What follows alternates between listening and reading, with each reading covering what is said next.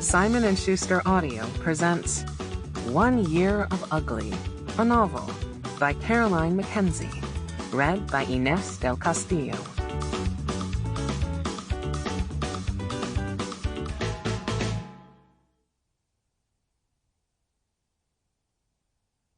Ugly. It was Aunt Celia who got us into the whole mess. The entire Palacios family thrust smack into the middle of a crime ring because of Aunt Celia and her financial wizardry. What a circus. And after everything we did to get out of that socialist cesspit and make a better life in this cracked and broken promised land. Trinidad. Take it from me, greener grass is always a mirage.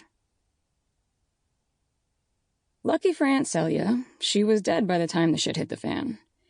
Or, I guess the shit only hit the fan because she was dead. Don't get me wrong. That miserable bitch, Aunt Celia, was hands down my favorite relative. My favorite person, even. In the many weeks since she dropped dead of a heart attack, a day hadn't gone by that I didn't miss her acid humor and mordant insights, her cocaine-dazzled disco tales of the 80s. Her wit was lethal as a syringe of cyanide. No one could ever replace her. But in the present moment, shivering with cold sweat under a stark Trinidadian sun while some lunatic held us all to ransom, well, there was only one person to blame for it. Crank the clock back only 15 minutes or so, and we'd been enjoying our first Palacios Sunday barbecue since Aunt Celia died. Things were feeling almost back to normal after the shock of that late-night phone call when Mauricio, Aunt Celia's ex-husband come common-law partner, told us he'd found her white-lipped and cold on the kitchen floor. We felt it in our bones. The insidious guilt of regularity creeping in. Anne saw it in the weather.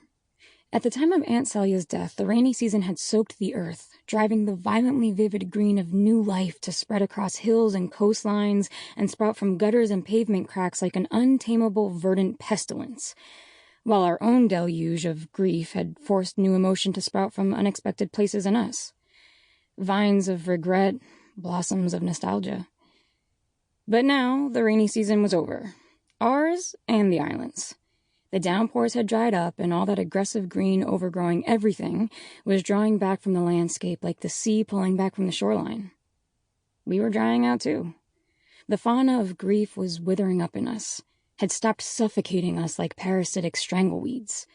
Life was rolling ahead, as it does, and there we were, at Aunt Celia's house, Mauricio's house, drinking... Sample complete. Ready to continue?